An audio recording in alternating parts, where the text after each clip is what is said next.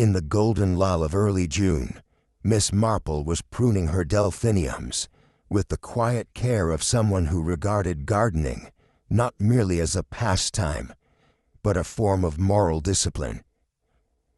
From her vantage beside the low stone wall, she observed the distant figure of Mrs. Honoria Langford emerging from the wrought-iron gate of Lavender Cottage. The lady was tall, impeccably dressed in pale linen, and shaded from the sun by a white parasol of old-fashioned lace, which she carried not like an accessory, but a habit from another world. "She doesn't belong to this place," thought Miss Marple, not unkindly.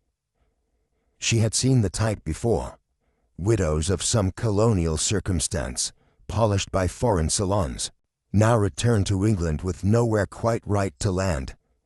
The villagers had noticed her too. Lavender Cottage had stood empty since poor Mrs. Forsyth passed, and now this new tenant moved with such poise, such silence, as though reluctant to disturb even the gravel path. Miss Marple, with eyes as pale as the delphiniums themselves, watched thoughtfully. It was not the parasol that drew her attention, nor the elegant walk, but the way Mrs. Langford never once looked back at the house behind her. It was at the grocer's that first greetings were exchanged. Mrs. Langford stood beside the preserves, gloved hands folded lightly before her. "Oh, you'll find the plum jam a favorite here," chirped Mrs. Green from behind the counter, her tone friendly, yet edged with curiosity. Mrs. Langford gave a brief smile, perfectly pleasant, and murmured, "I'm sure it will be." Her accent, while entirely English, bore that faintly shaped rhythm common to those who had lived long abroad. "She's polite," Mrs. Green later told the vicar's wife, "but it's as if she's always listening for something else." Others noticed the same. At the Women's Institute, Mrs. Langford declined the invitation to lead the floral arrangements.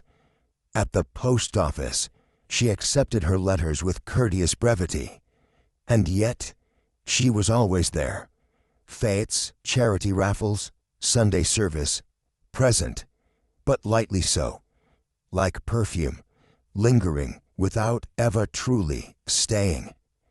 The morning of the vicarage fête dawned bright and still, with bunting strung from tree to tree, and trestle tables groaning under scones and sponge cakes.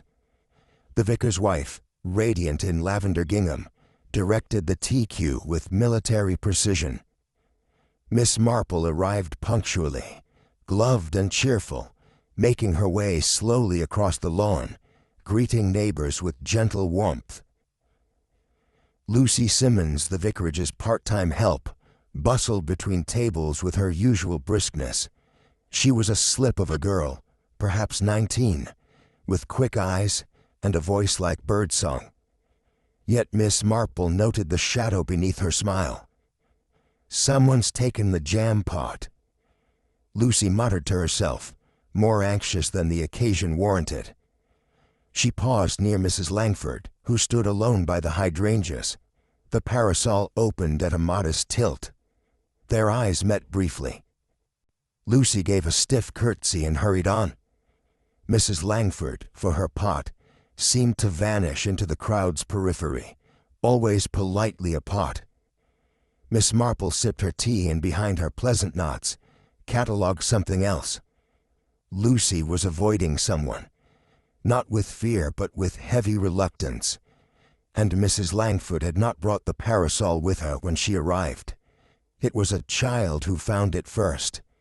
Tommy Bell, just 7, had been playing behind the hedgerow when he stumbled, knees scraped, and landed beside the wrought-iron bench behind the vicarage roses. He looked up and screamed. Within moments the gathering had tilted from merriment to alarm. The vicar's wife, pale but composed, directed the curious away as Constable Hicks arrived, breathless and grave. Lucy Simmons lay quite still, her head resting as if in sleep upon the grass. No visible wound, No disturbance, only a quiet stillness more unsettling than blood. Beside the bench, half-folded, was the white parasol. Its lace was immaculate save for a faint, reddish mark on the inner lining, barely noticeable but unsettling in its suggestion.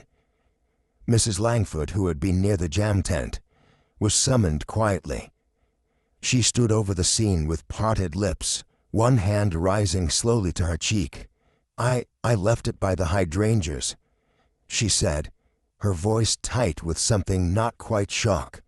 "Someone must have taken it." Miss Marple said nothing. Her gaze moved from the parasol to Lucy, then to the crowd, already humming with suppressed questions. The bench's iron was still warm beneath Lucy's hand. She had not been dead long, and someone had meant for her to be found this way, framed not with violence, but with almost theatrical peace. By late afternoon, the fête had quietly dissolved into scattered chairs and whispered departures. The bunting sagged in the windless hush, as if mourning the day's conclusion. Miss Marple remained seated on the edge of the lawn, her plate of scone untouched. Mrs. Langford had left early, escorted by the vicar's wife and a policeman, though not under arrest. Lucy's body had been taken gently away, and the parasol, now folded and placed in a linen napkin, rested beside the tiern. No one knew quite what to say. "I suppose it could have been natural," murmured Mrs. Price, though no one echoed her hope. Miss Marple turned her face toward the garden border, where bees moved steadily between flowers. Unaware, she thought of Lucy's glances, the parasol's curious relocation, and Mrs. Langford's too composed expression. Death, she knew, rarely walked alone. It came with echoes, with objects misplaced, with glances poorly timed. She would not speculate. Not yet. But already her mind turned to what did not fit, what had been staged, and what, in her long experience of English gardens and English hearts, had been whispered instead of confessed. There was something too quiet about Lucy's death, too tidy, too intended. And Miss Marple never trusted tidiness in such matters. The vicarage garden, still dotted with remnants of the fête, hosted a quieter gathering the following afternoon. Teacups clinked gently, not with merriment, but with hesitation. The lawn chairs had been drawn closer than usual, and even the breeze seemed more cautious. Miss Marple sat beside Mrs. Weatherby, and the ever-observant Mrs. Price, who poured from the brown-spotted teapot with deliberate grace. "No funeral date set yet," murmured Mrs. Weatherby, "though I suppose they must wait for the coroner." "Such a strange way to go," said Mrs. Price, lowering her voice and slicing a fruitcake with precise care. "No marks, they say, and not a sound heard." "But Lucy wasn't one to faint," said Mrs. Weatherby. "She was healthy as a horse." "I heard," ventured Miss Hartwell from across the table, "that she'd been arguing with someone behind the post office a week ago. Not loudly, but she looked rather flushed." The talk began to knit itself from these fragments, weaving in and out of supposition and suggestion, until Lucy became someone else entirely in their collective retelling. Tragic, troubled, perhaps not wholly innocent. Miss Marple sipping quietly, neither agreed nor contradicted. Gossip, she had found, was rarely accurate, but it was often revealing. Not of the dead, but of the living. It was Mrs. Price again who provided the afternoon's most tantalizing detail, offered with the air of one reluctant to stir trouble but compelled by civic duty. "I wouldn't speak ill, of course," she said, lowering her voice as though the trellises might carry her words. "But I did see Lucy, not long ago, behind the church hall, Crying, crying, repeated Miss Hartwell, eyes widening as she leaned closer. Quite unmistakably, she had her face to the wall and her apron twisted in her hands. I didn't speak to her. It didn't seem the moment. But I do remember thinking, that's not a girl weeping for nothing. Mrs. Weatherby offered a sharp nod. Girls don't cry like that unless there's a man involved, or a mother, or both, muttered Mrs. Price. Miss Marple remained silent, though her mind stirred gently. Lucy had seemed light-hearted on the surface, but now threads of something deeper were being drawn out, reluctantly and carefully, like lifting lace from old cedar. And though the suggestion of romance hung thick in the air, Miss Marple felt it lacked weight. Lucy's distress from all accounts had seemed older than mere flirtation. Perhaps, she thought, the question wasn't who Lucy had loved, but what she had discovered. Later that same day, the ladies reconvened inside the vicarage parlor when the breeze turned chill. There, over seed cake and lemon water, the topic shifted decisively to the parasol. It was found next to the body, wasn't it? Said Miss Hartwell, adjusting the buttons of her gloves. Mrs. Langford, seated with demure posture near the fireplace, offered a strained smile. It was mine, yes, but I had left it near the hydrangeas before tea. I can't imagine how it ended up by that bench. There was a polite pause, one of those social silences that says more than any remark. You think it was moved, then? Asked Mrs. Weatherby, not unkindly. I know it was, said Mrs. Langford. It was not with me. I never sat there. Her voice held conviction, but also something guarded, a narrowing, almost. Miss Marple did not look directly at her, but she noted the position of Mrs. Langford's hands, clasped too tightly in her lap, the fingers pale. In village circles, such confidence could sometimes be mistaken for innocence. Yet to Miss Marple, experience had taught that protestation was often a curtain, and what mattered was what people chose not to explain. It was young Tommy Bell who introduced the next name into the growing cloud of speculation, entirely by accident, while chasing his hoop past the vicarage gate. I saw Georgie near the bench before Lucy was found. He said plainly when questioned by his mother about the day's goings-on. He had dirt on his knees and was looking funny. Funny how? Just not like himself. And thus George Pettifer became, for a time, the village's quiet scapegoat. He was 17, soft-spoken, and slow in his ways. A gardener's son who rarely spoke unless spoken to, and then only after a pause. He had always been helpful, and never known for mischief. But suspicion is like ivy. It grows fast where there is stillness. Mrs. Pettifer, upon hearing the whispers, marched to the grocer's and declared, "My George wouldn't harm a fly, and if anyone says otherwise, they'd better come say it to me." But still people remembered he'd been seen near the Parasol, that he sometimes lingered where he shouldn't, that Lucy had once scolded him for bringing muddy boots through the side gate.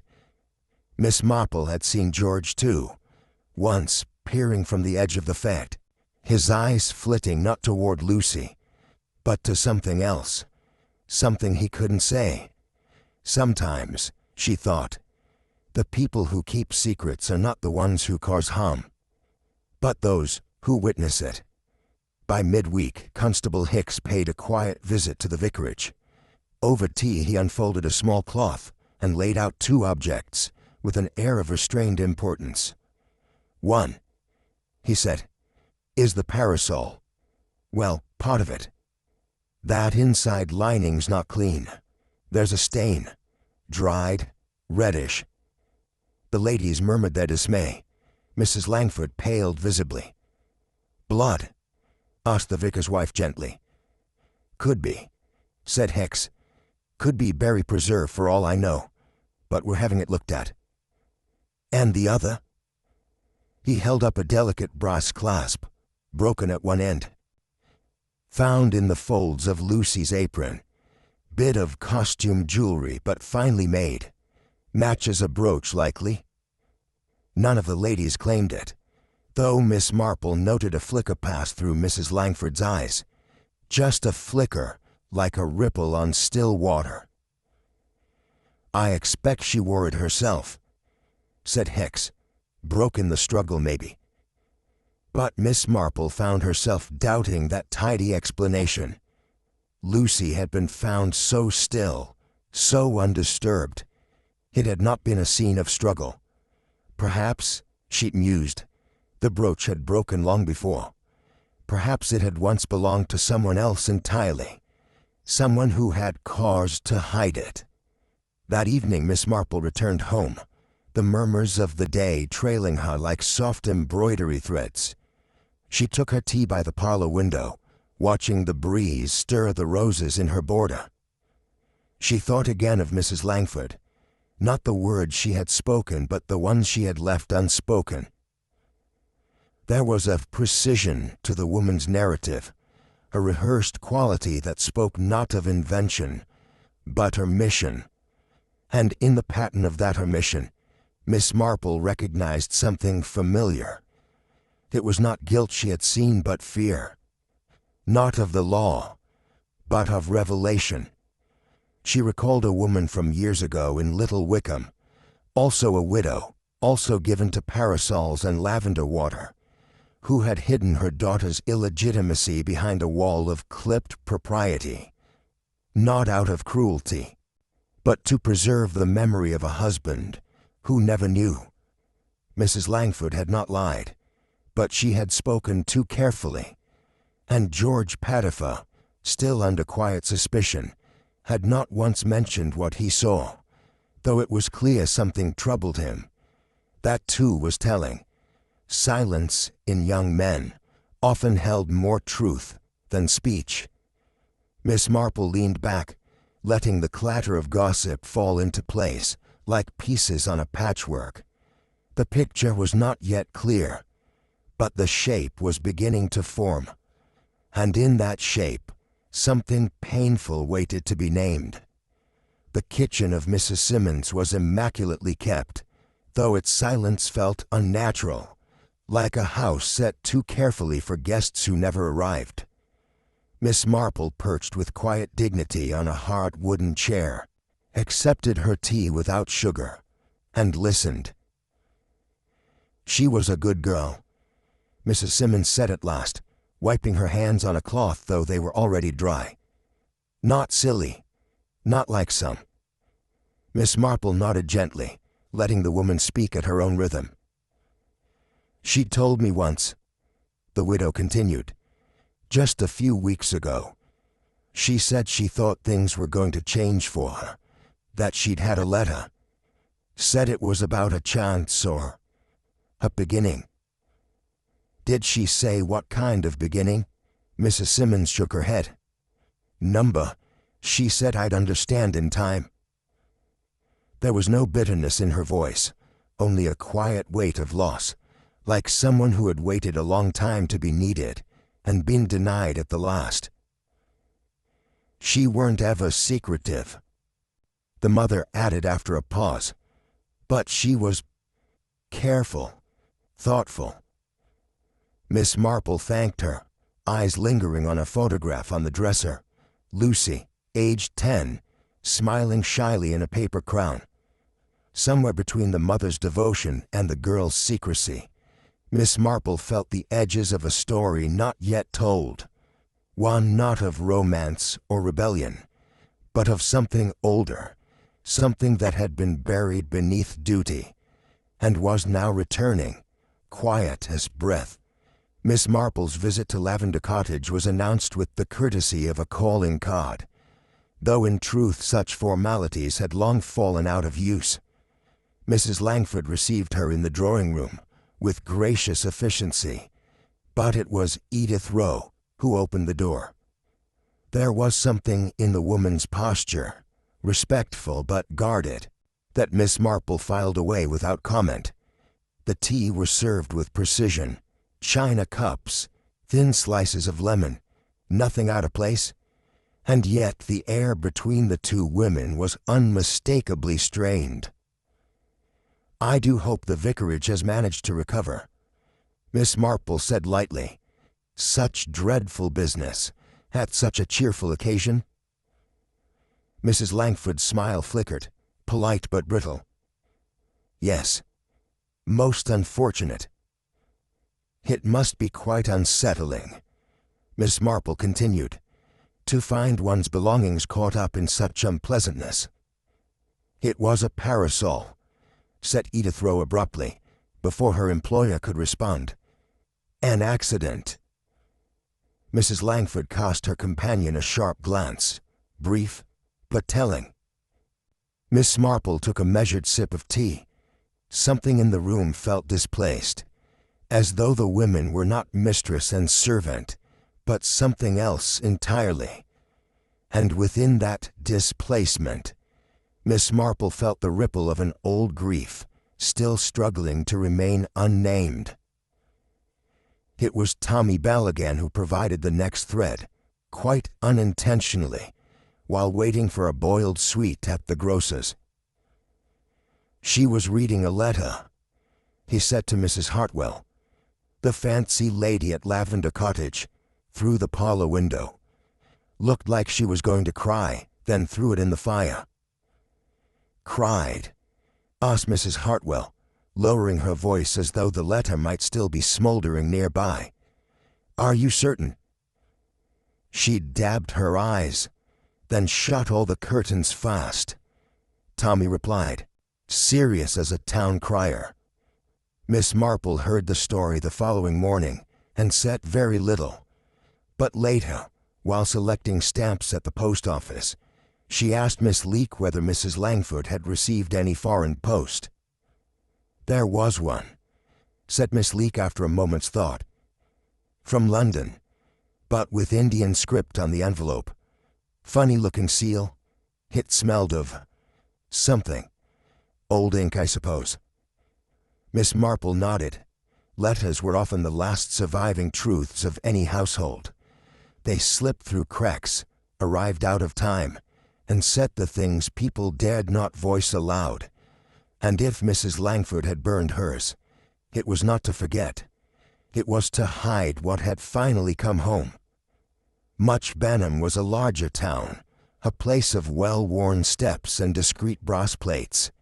Mr. Redfern, the solicitor, received Miss Marple with courteous surprise, accustomed as he was to widows seeking advice about annuities or wayward nephews.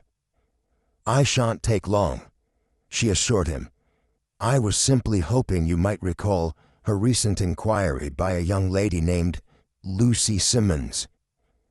Redfern considered. "Simmons? Ah, yes, about a fortnight past. Quite a direct go. Asked about a name mentioned in a letter she received. Said she believed there might be a fund or trust connected to it." "Did she mention who wrote to her?" "Not precisely, only that it was belated. She asked about birth records, too, quite delicately. I assumed she was tracing family." Miss Marple inclined her head. "And did she give a name?" "H. Langley," said Redfern, almost absently, "but nothing more." Miss Marple thanked him and made her way back to the station with a mind already drifting beyond the platform. Langley, not Langford. Yet the similarity was too close, too deliberate. And Lucy, careful, precise Lucy, had come here with purpose. She had not only been seeking identity, she had suspected it. And someone, it seemed, had tried to leave that identity in the past. Rumors are never difficult to stir in a village, especially when they concern men who went to war and returned without honor. It was Miss Weatherby who spoke of it first, over a knitting circle at the Women's Institute. "Major Langford, wasn't it?" she said, casting off with a tight wrist. "Served in India. Such dreadful weather for the Constitution." "Yes," said Mrs. Price, eyes fixed on her needlework. "There was some trouble, I believe. A court inquiry. Nothing ever proven, but it was said he left rather quickly." Miss Marple listened, her own needles motionless in her lap. "They said a woman was involved," added Miss Hartwell, lowering her voice. "A nurse. Or perhaps a companion. The sort of person one doesn't mention at dinner." Miss Marple remembered hearing whispers in those years, faint echoes carried back from foreign postings, where reputations could be buried as easily as names. And she thought again of Mrs. Langford's letter, the way she had cast it into the fire. If the contents had anything to do with her late husband, then the past was not only catching up, it was arriving with names, dates, and obligations. The parasol, the trust, the resemblance. What if Lucy had not merely found her mother, but her mother had once denied her, for fear of her husband's shame? And what if that shame had outlived him?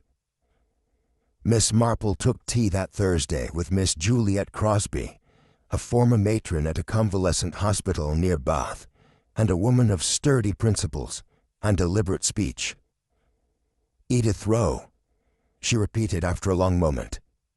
"Yes. She was with us briefly during the late war. Quiet but competent. Bit pale, always reading." "Was there trouble?" asked Miss Marple gently. Miss Crosby gave a small sigh. "There was a matter. A wounded officer, Major H.G. Langford. Shell shock, perhaps more. There were attachments. She grew too familiar. We asked her to resign quietly. Did she go? She did, and not unkindly, but she left something behind." Miss Marple looked up. "A child." "Not one she raised," said Miss Crosby carefully, "but I suspect she arranged for one. Miss Rowe had a way of looking after people, from a distance." On her return to St. Mary Mead, Miss Marple passed Lavender Cottage and saw Edith Rowe at the window, her expression unreadable. She no longer saw merely a companion or a housekeeper. She saw a woman who had once helped raise a child not her own, who had kept letters, who had known truths and buried them, not for self-preservation, but for the sake of another woman's reputation. But the past, like soil after a thaw, has a way of revealing what was once planted, and sometimes the most loyal hands are the ones that sow the seeds of silence. Miss Marple had long observed that those who claim a need for solitude often show a curious attachment to company, provided it is on their terms. Mrs. Langford, for all her quiet manners and preference for shaded corners, had become a regular presence at every village gathering, from the Women's Institute to the Sunday evensong. "She dislikes fuss," said Mrs. Weatherby sympathetically, "and yet she never seems to miss a gathering." Miss Marple, knitting in the corner of the parish hole, merely offered a faint smile. Mrs. Langford's participation was neither intrusive nor overbearing. It was something quieter, a vigilance disguised as civility. She watched people more than she spoke to them. She stayed just long enough to be seen, and never long enough to linger. There was no rudeness in her manner, but something in it rang hollow, a social rhythm that felt learned rather than lived. It reminded Miss Marple of a young girl who had once been coached to curtsy in front of titled relatives, polite, perfect, and profoundly uneasy.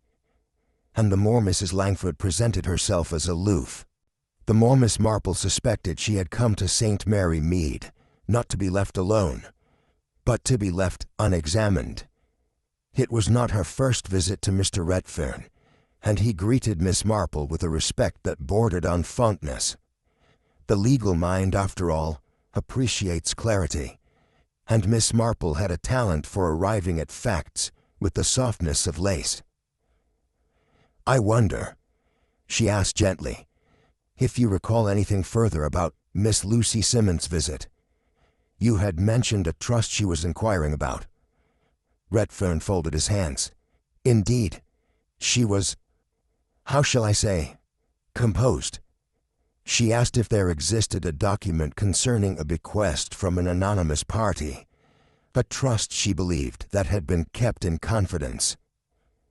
She did not name the party, number, but she did reference a letter she had received, one she said altered things. She seemed hesitant, not for herself but on someone else's behalf." Miss Marple gave a slow nod. "Did she mention a name connected with the trust?" Redfern hesitated, then said, "She asked if anything existed under the name Langley. H. Langley. Not Langford, then. A shift so small it might easily be missed." Miss Marple thanked him with characteristic modesty. Outside, the street hummed with ordinary life. Bicycles, grocers' carts, the cry of distant children. But inside her mind a pattern began to form. Lucy had come here not searching blindly. She had come seeking validation, and whether the name was altered or disguised, she believed herself linked to it. In Lucy's search, Miss Marple saw not ambition, but longing. The quiet longing of someone who wished above all to be claimed. Names, Miss Marple often mused, are like garments, altered, hidden, or pressed anew, depending on what the occasion demands, and sometimes they are folded away entirely. It was through Mrs. Crosby, the old matron from the Bath Hospital, that Edith Rowe's earlier life came into focus. Over a phone call as polite as it was purposeful, Miss Marple inquired whether a Miss Rowe had ever served during the war under a different name. After a pause, Mrs. Crosby said quietly, "There was an Edie Rawdon. She left after a difficulty. She had formed an attachment, and it was not deemed proper." "Was it spoken of?" "Number. But she vanished from the nursing rolls within the month. The officer was transferred. Rumors were not encouraged." Miss Marple thanked her, and ended the call, her eyes resting on the empty street outside. Edith Rowe had not simply changed positions. She had erased a former self. The question now was whether she had done so for her own sake, or for someone else's. And if the scandal had once required silence, perhaps its echoes were not only felt in shame, but in a fierce and misplaced sense of duty. Miss Marple had seen that too, in her time. Loyalty that curdled into secrecy. It was not a photograph Mrs. Simmons had meant to share. She brought it out slowly from beneath a sheaf of papers kept in a biscuit tin, marked receipts. "I found it under Lucy's pillow," she said. "Didn't tell the constable. Thought it might just be private." Miss Marple accepted it gently. The photo had been torn precisely down the center. Only one figure remained, part of a woman's face, a gloved hand resting on a small child's shoulder. The child's face was mostly intact, though slightly blurred. "She treasured it," Mrs. Simmons said softly. "Kept it close. I'd not seen it before." Miss Marple turned the image. On the back, faint ink marked the corner. "Brighton, 29. The brooch on the gloved hand was distinctive, oval, gold-rimmed, with what appeared to be a pressed blue flower at its center. Miss Marple had seen its likeness once before, though she could not immediately recall where.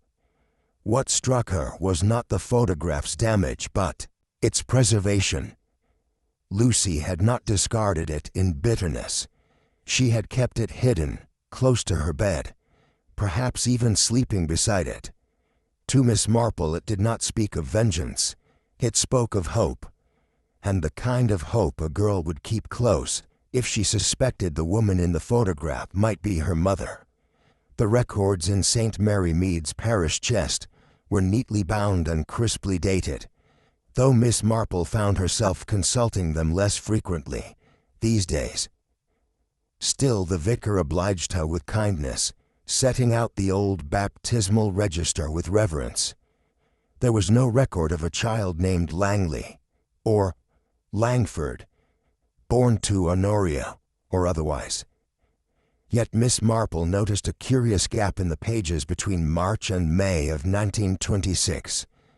Later that day she stopped by to see Mrs. Gladstone, now well into her 80s but sharp in memory.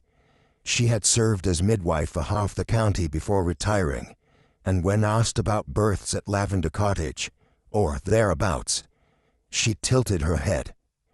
"There was a hush-hush affair that spring," she said. "Her young lady sent down from London, said she was a cousin of someone respectable. Baby born at night, no fuss, then whisked away." She narrowed her eyes. "Langley, perhaps, could be. The name's faint." Miss Marple left with a thank you, and a deepening certainty. Mrs. Langford had once borne a child, one she did not keep, and one she had never named publicly. Lucy had found her way not through proof, but through feeling. The photograph, the features, the brooch, and likely confirmation from someone else entirely. The past had not remained buried. It had walked back, lace-clad and soft-footed, to sit in the same drawing room where it had once been denied. The manager at the St. Mary Mead Bank was a tidy man with a fondness for polished phrases, but he softened considerably in Miss Marple's company. "A modest account," he explained, after checking twice that the conversation remained private. Miss Lucy Simmons opened it herself, a single deposit, not typical for a girl her age. "May I ask the sum?" £25. Cash. No, a check. He hesitated, then added, "Drawn from a London account. Female name, though I doubt it's familiar." It matched nothing local. Miss Marple thanked him and took a moment to consider. £25. Not enough for escape, perhaps, but certainly enough for a start. Rail fare, a room, new clothes. If Lucy had intended to begin again, the means had been placed in her hands. The letter, the trust inquiry, the photograph, each part of a fragile but determined attempt at self-reclamation, and the deposit, likely a quiet acknowledgment, from someone unwilling to speak the truth aloud but not cold enough to leave her entirely unaided. Such gestures, Miss Marple thought, were not uncommon in her generation, an attempt to do right without doing damage. But secrets once unearthed are rarely satisfied with charity. Lucy had found her way to the edge of the truth. Someone else, it seemed, had decided she would go no further. The morning light spilled into Lavender Cottage with an unusual boldness, brushing the lace curtains in Edith Rowe's room with pale gold. But the bed was unslept in. One drawer hung open, another half closed. A suitcase rested on the chair by the window, partially filled with linen, an old book of Psalms, and a pressed rose tucked between its pages. It was Mrs. Langford who discovered the emptiness first, calling Edith's name softly, then more urgently. A knock on Miss Marple's door followed soon after, not from panic, but from that quiet English anxiety reserved for things that feel out of place. She never said a word. Mrs. Langford murmured, her hands twisting her handkerchief into tight coils. Not a note, not even a good night. Miss Marple listened without interruption, watching the woman's eyes rather than her gestures. Edith's absence had not caused alarm alone. It had stirred something deeper, something close to dread. Later that morning, Miss Marple passed by the back garden gate of the cottage. It stood ajar, rust on the hinges newly disturbed.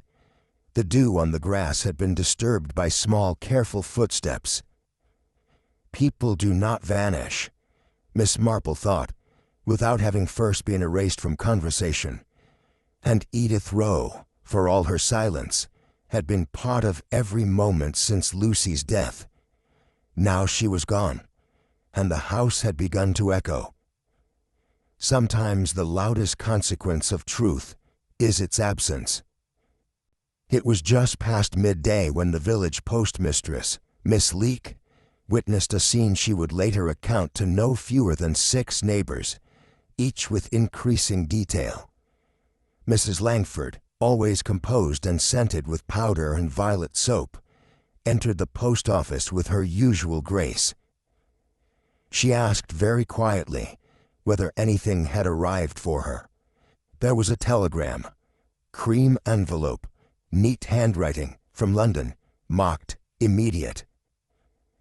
Miss Leake noticed the change before the woman unfolded the page, a subtle tension, as if breath had stopped. Then once the telegram was read, a gentle sway and a fall, graceful as ever, even in collapse. She did not lose consciousness entirely, only staggered and sat heavily on the bench. The telegram was folded and pressed tightly in her hand, unreadable to others. "I'm quite well," she whispered, before anyone had called for help. "Just a dizzy spell." But Miss Leake had seen many faces over the years, and this one was not of dizziness, nor grief. It was something quieter, a knowledge confirmed, a wall, long imagined, finally struck. Miss Marple heard of the incident within the hour, and she too understood what telegrams often brought. Not just news, but endings wrapped in formality. The children were the first to spot it, gleaming faintly in the early light, where the iron gate behind Lavender Cottage met the tall privet hedge. A silver locket, aged but intact, had become lodged between the rusted hinge and the gate-post. It might have gone unnoticed had the ivy not begun to shed with the season. Constable Hicks, summoned by Tommy Bell's mother, inspected the find with the care of someone both intrigued and uncertain.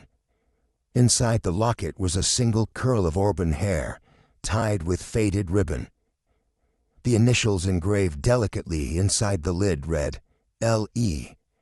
No one in the village matched the initials, but Miss Marple, upon hearing the description, felt a tightening of thought. Lucy Edith Simmons, or Langley Edith. Mrs. Langford, upon being shown the item, turned very still. "I haven't seen that in years," she said, her voice almost inaudible. "I had one like it long ago, when I was very young." "Did you give it to anyone?" asked Hicks gently. "No," she replied, though the word lingered too long before it arrived. Miss Marple said nothing, but she knew, as surely as she had known anything in her long life, that the locket had not been lost. It had been left, caught in the act of parting, a keepsake misplaced by a trembling hand, or perhaps dropped with intent. A whisper made metal, and it had waited there, between gate and hedge, for someone willing to see what had once been locked away. The village stirred in confusion when word spread that Constable Hicks had detained young George Pettifer, not formally arrested but brought to the station for further questioning, which in a place like St. Mary Mead meant a half-dozen interpretations. It was Miss Hartwell who first said, "Well, he was seen near the Parasol," as though that alone made him a likely culprit in a mystery no one understood. What emerged under the constable's kind persistence was that George had witnessed Lucy arguing with someone near the copse behind the schoolhouse the afternoon before the fête. She was upset, George admitted. Proper upset. But she told me not to say a word. And who was she arguing with? Hicks had pressed. George looked down at his hands. I never saw their face, just the coat. Gray, I think. It was a thin answer, too thin to hold weight. But silence, once public, gains consequence. Miss Marple, hearing the news from Mrs. Weatherby, only nodded. She had always known George had seen something. But boys with stammers learn early that silence often hurts less than disbelief. And sometimes the guilt that clings to silence is mistaken for guilt of an altogether different kind. The following morning, Mrs. Pettifer stood on the threshold of the post office, arms folded, voice clear and shaking with restrained fury. My George is not a criminal, she declared, addressing no one and everyone. He's a good boy. He works hard. He's never raised a hand in anger, not once. You all know that. No one replied directly. They avoided her eyes, shuffling coins, refolding newspapers, pretending not to listen. He saw something and he didn't speak, said Miss Hartwell from behind the bread stand. That's what people are saying. He's a child, Mrs. Pettifer snapped, voice trembling now. And scared. You'd be scared too, if you'd seen what he saw. It was the first time she admitted it. That George had seen more than he'd confessed. But the effect was fracturing. Where once there had been unified suspicion, now there was division. Some stood with Mrs. Pettifer, recalling George's kindness. Others leaned toward caution, as if fear could be guilt by another name. Miss Marple observed from a quiet corner near the preserves. It was not the boy's character being questioned. It was the village's desire for a tidy answer. Someone easy to blame, or someone not quite articulate enough to defend himself. But truth, as Miss Marple knew too well, is rarely easy, and it is never, ever tidy. That evening Miss Marple returned to her parlor, where the sky turned rose-colored through lace curtains. She reviewed her notes, not written, but held carefully in the pattern of her memory. Something did not sit right. Mrs. Langford had claimed she left her parasol by the hydrangeas, yet 3 separate villagers recalled her arriving at the fête without it in hand. She had carried a shawl. Miss Marple remembered the shawl precisely, as it had matched the stitching on the gloves. So where had the parasol been before it appeared by the bench? George had said the figure in the quarrel wore a gray coat. Miss Marple thought back to the day of the fête. Edith Rowe had worn gray, plain wool, buttoned high, and Lucy, so poised, so careful, had asked about a trust and had opened a bank account, but she hadn't spent a penny of it. Miss Marple rose and took out her sewing box. At the bottom, where she kept old buttons and dried lavender, was a scrap of blue ribbon she'd once found near the gate of Lavender Cottage. She hadn't thought much of it. But now, she wondered. Sometimes the mind clings to contradiction, not out of suspicion but instinct. The parasol's arrival, the locket's initials, the letter that made Mrs. Langford faint, too many threads, too carefully hidden, and Miss Marple quietly and without satisfaction began to tug. The church archive room behind St. Mary Mead's vestry had always struck Miss Marple as a place where time forgot itself. The old oak files smelt faintly of beeswax and damp, the pages within bearing the slow decay of memory committed to ink. The vicar, ever obliging, had left her with the key and a pot of tea. I doubt you'll find anything exciting, he chuckled.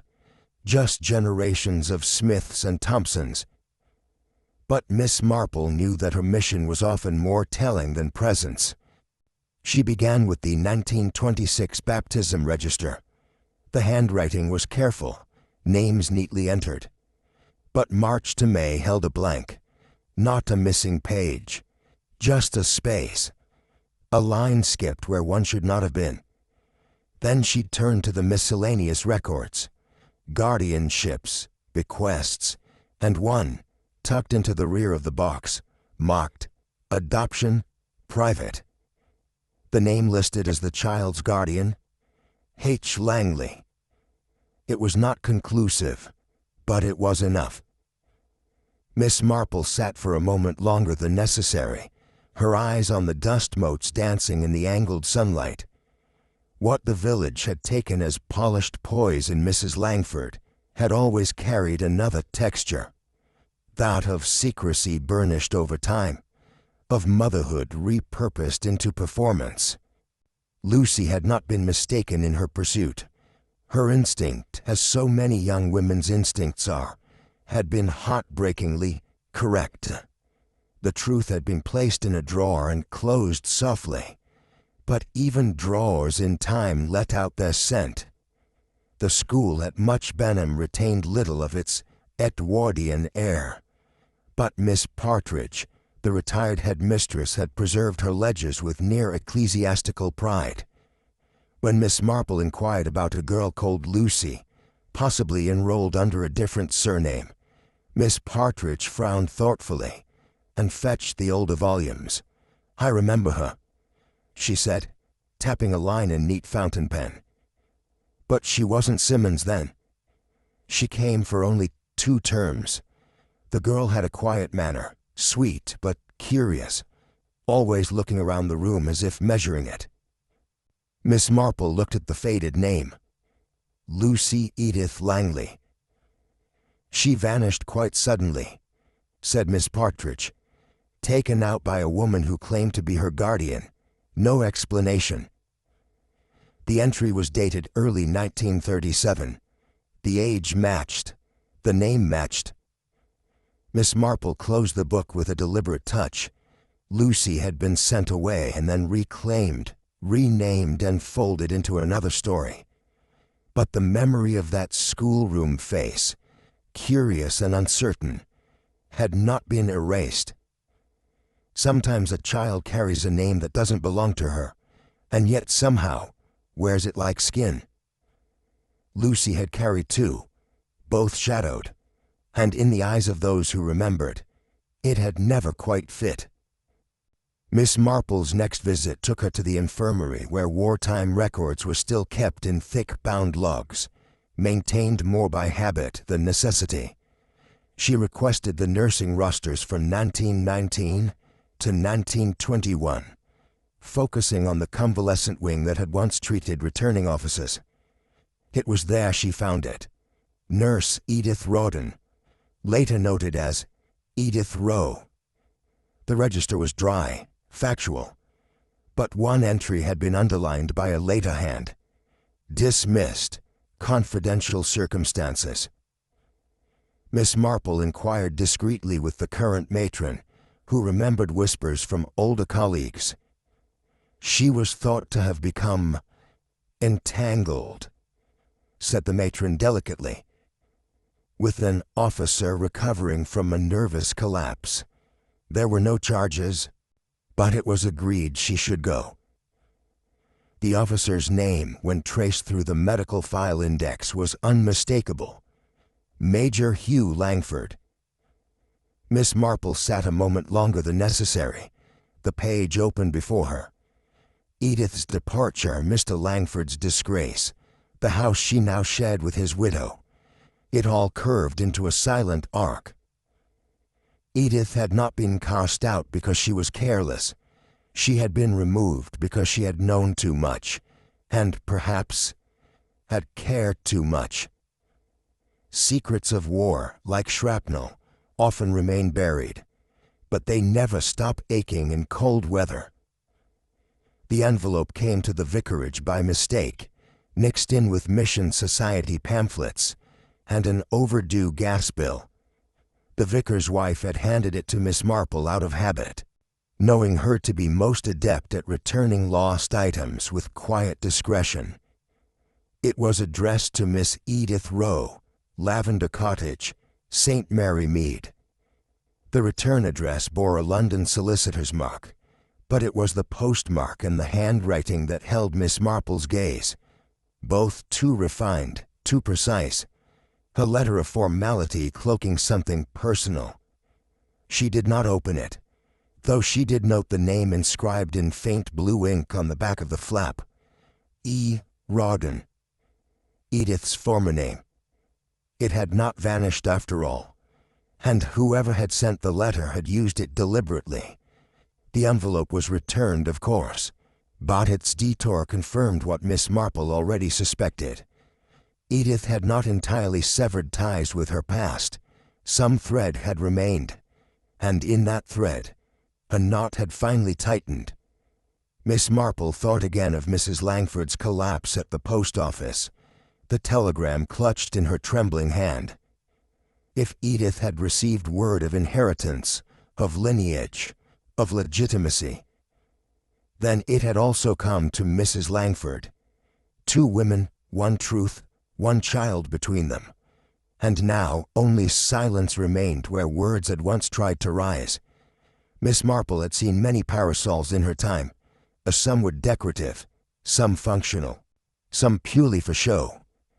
But the white parasol with the faint red lining, found beside Lucy's body, had never struck her as merely ornamental. Her inquiries took her to a second-hand dealer in Basingstoke, who remembered selling a vintage Indian parasol with carved ivory tip and lace panels. Came from an officer's estate, he said. Widow sold it with a trunk full of Anglo-Indian odds and ends. Do you recall her name?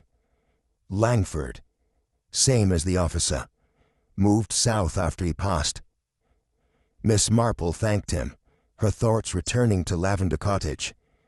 Mrs. Langford had claimed the parasol was hers, had once said she'd left it by the hydrangeas. But it had not been brought to the fête, nor had it been placed by Lucy's bench by accident. It had been set there deliberately, with the quiet weight of symbolism only a mother or a guardian would understand. A gesture not of guilt, but of possession. Whoever placed it there had known what it meant, not just a parasol, but a signal. This child was mine, this story is mine, this grief belongs to me. And in that single act, the mystery of Lucy's death shifted, from murder as concealment to murder as protection, to shield a truth long unspoken. Someone had turned shade into silence. Miss Marple returned to Mrs. Simmons with quiet purpose. The photograph, torn, worn, guarded, had never truly left her mind. "May I see it again?" she asked. Mrs. Simmons brought it without hesitation, watching as Miss Marple laid it flat on the table. Then, from the reticule at her side, Miss Marple withdrew the brooch clasp, found in Lucy's apron, after her death. She placed it against the torn edge of the photograph and slowly, with the precision of someone fitting lace into lace, pressed it into place. The match was undeniable. The brooch in the photograph was the same oval, blue flower, gold rim, and the hand wearing it was gloved in the style of the 1920s. Not Lucy, not Edith, Mrs. Langford. The image, now whole, told its story not through faces but through fragments. A woman, her hand protectively resting on a child's shoulder, a child with Lucy's eyes. The photograph had been split, not by accident but by necessity. Half to remember, half to forget. Miss Marple exhaled softly, the kind of breath one releases not in triumph, but in mourning. Lucy had not died from ambition or romance. She had died for belonging, for daring to step through a door that had been closed to her all her life. And someone who once held her as a child, had believed silence was kinder than truth, but truth like a clasped brooch, will always find its way back to the heart. It was Miss Marple who suggested the gathering, her voice as light as pastry crust over tea with the vicar's wife. "It might do some good," she said, "to gather the relevant parties. Nothing formal, of course, merely restorative." And so, on a Wednesday afternoon that smelt faintly of cut grass and geranium polish, the vicarage drawing-room was set with silver spoons and china cups, the table adorned with sponge cake and quiet tension. Mrs. Langford arrived first, escorted by Edith Rowe, who now walked with a faint stiffness, as though the days since Lucy's death had rearranged her bones. George Pettifer, pale but scrubbed, sat beside his mother, while Constable Hicks stood near the mantel, awkward in his attempt to appear casual. Miss Marple poured the tea herself, gently, and without haste. It was only after the second cup were settled that she began to speak. "I should like to recount a story," she said mildly, "one that begins with a white parasol, and ends, I believe, with the truth." No one interrupted. The room held its breath in that distinct way English parlors do when real feeling is about to enter by the front door. Miss Marple spoke softly, her eyes moving not from face to face, but downward, toward the tablecloth, as though the truth were being embroidered into the lace.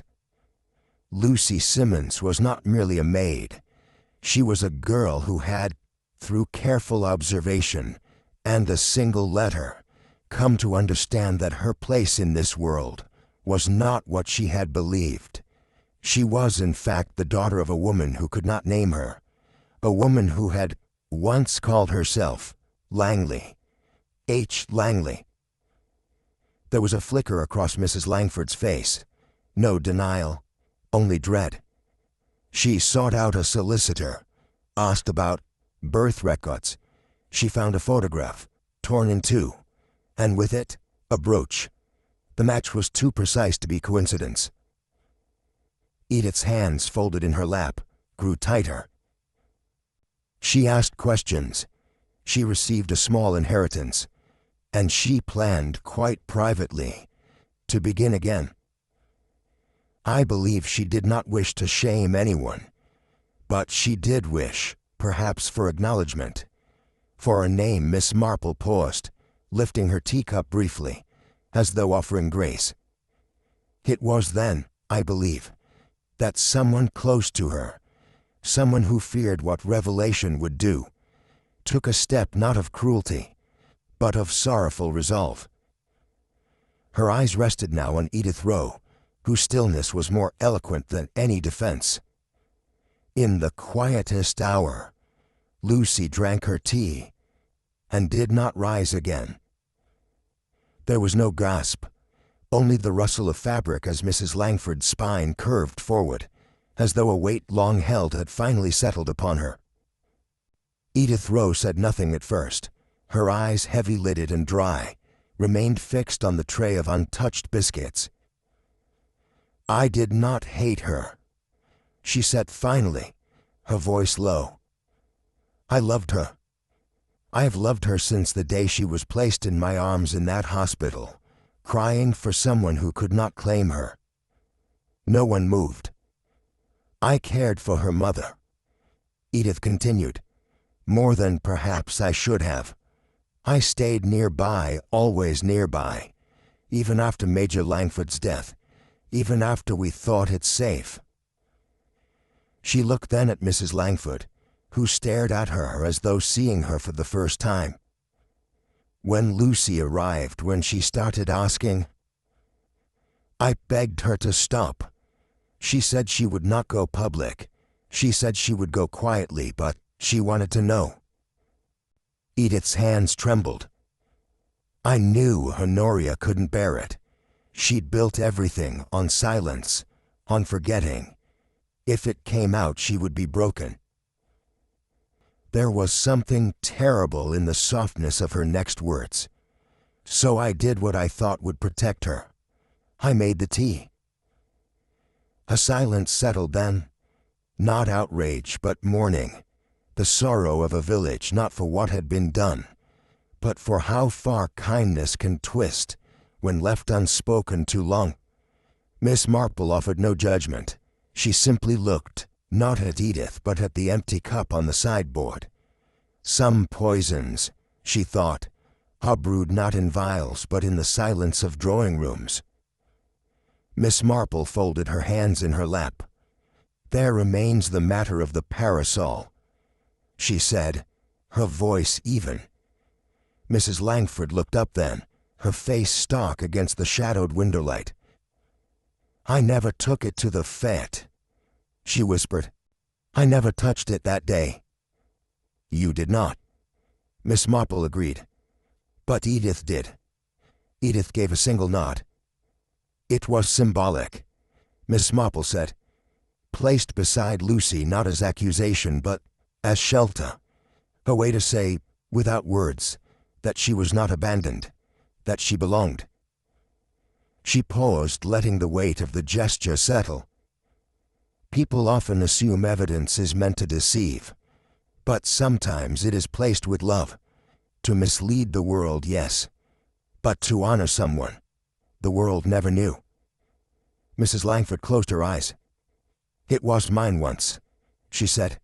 A wedding gift, from you. It became, Miss Marple said softly, the only thing that could still speak for you. The room was quiet again, but now the silence held less tension, more grief, the kind that is shared, rather than borne alone. Even the vicar's wife, never prone to tears, turned her face toward the window. Some symbol shelter more than shade. They guard what we cannot say aloud. Mrs. Langford's composure had not faltered until now, but as the truth was laid bare, not in fury but with sorrow, her shoulders slackened, and her hands moved involuntarily toward her chest, fingers curling against silk. She wrote me a letter, she said, voice scarcely audible. The day before. It was not angry. She said she understood. She said she didn't need a name, only a place to begin. Tears did not fall. They gathered instead behind her voice, pressing against it. She looked so much like him, she said, and I was afraid. Afraid of being less than what I had become. Afraid that my husband had died believing something untrue. And afraid, most of all, that the village would look at me not as I had made myself, but as I had once been. She looked at Edith, and in that glance there was no anger. She died, thinking I would never see her, she said. But I did. I saw her the moment I looked into her eyes that first Sunday. Miss Marple remained still. Children forgive far more easily than mothers do, she said gently. It is perhaps the tragedy of womanhood. Mrs. Langford said nothing more, but she sat straighter now, as though the confession had lifted something that years of silence could not. Lucy had been lost once to secrecy, and now, again, to protection. And the woman who had birthed her finally understood what it meant to mourn, without denial. There was one final strand, yet untied, and Miss Marple, in her gentle precision, did not leave it dangling. Lucy was not only the daughter of Mrs. Langford, she said quietly. She was also the daughter of Major Langford, and she was not conceived in cruelty, but in comfort, between two souls broken by war and healed, however briefly, by one another. Mrs. Langford did not react. It was Edith, Miss Marple continued, who tended the Major in his convalescence, who fell, as so many did, into closeness born of trauma. But when the affair came to light, it was Edith who was sent away, and Honoria, who was left to carry the weight. The brooch, the photograph, the locket. All of it points to a single truth. Miss Marple said, Lucy was loved, perhaps not openly, perhaps not well, but she was never unwanted. She looked to Edith, who bowed her head. I held her when she was born, Edith whispered. She looked up at me with eyes too old for a child. I promised I'd keep her safe. You did, Miss Marple said, but not forever. There was no justice in handcuffs that day, nor courtroom drama, only truth. And in its unfolding, 3 women, one who had birthed, one who had raised, and one who had watched, sat quietly with the same grief. Not all crimes wear the face of evil. Some wear love twisted too tightly. And sometimes, Miss Marple thought, resolution is not about punishment. It is about facing what one has buried. The warmth of spring had returned to St. Mary Mead, with its usual unhurried grace, and Miss Marple, secateurs in hand, moved quietly between her borders. The forget-me-nots, modest, pale-eyed and clustered like secrets whispered in confidence, had taken root again beneath the hedge by the east wall. She bent gently, brushing a fallen petal from the stone edging.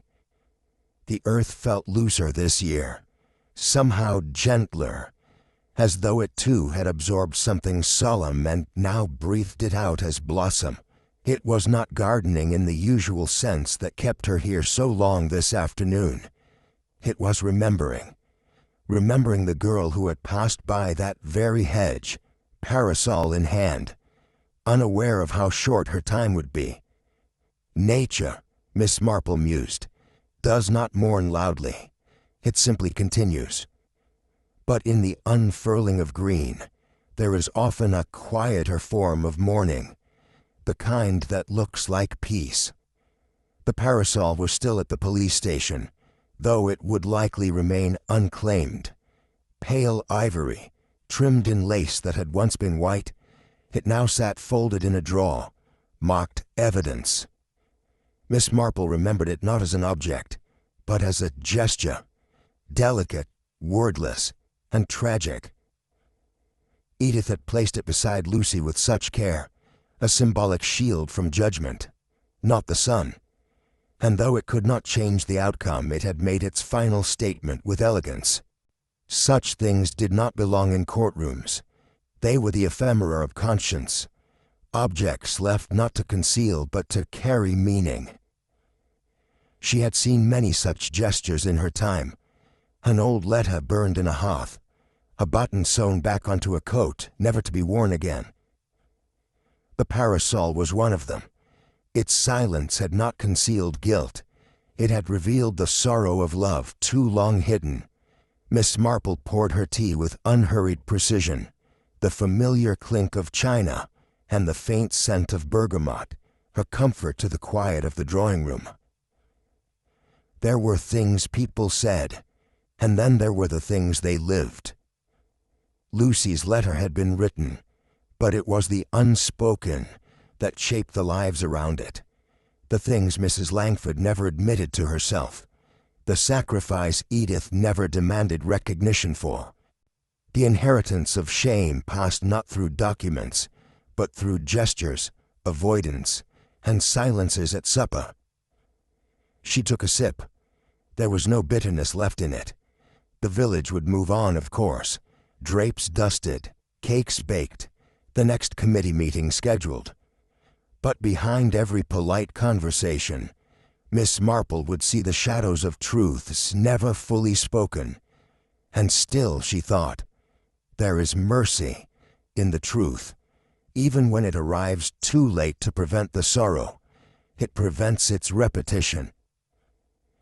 The sun dipped lower now, casting long lines across the parlor rug, much as the past cast its lines across the lives of women like Honoria Langford. Miss Marple thought of dignity, not as virtue, but as habit, a posture maintained over decades until it replaced selfhood. How many had she known who wore it like armor, thinking it strength, when in truth it was silence made rigid?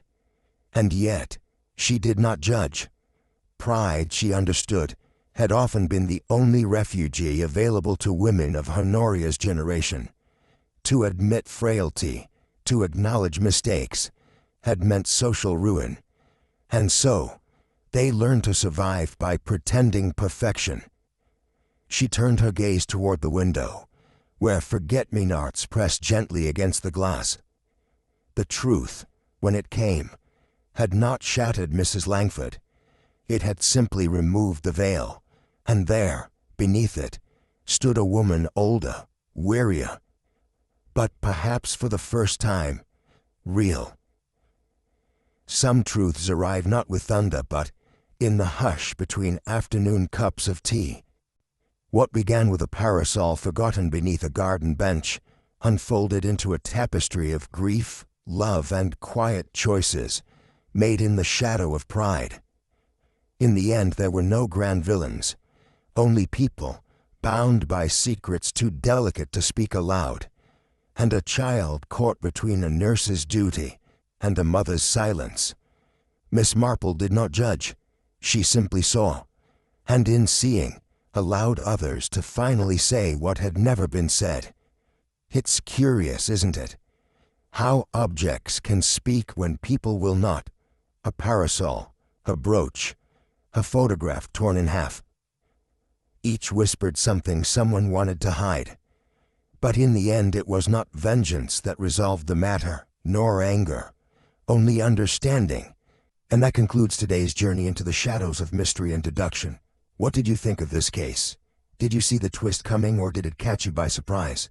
Share your theories and favorite moments in the comments below. Love to hear your take.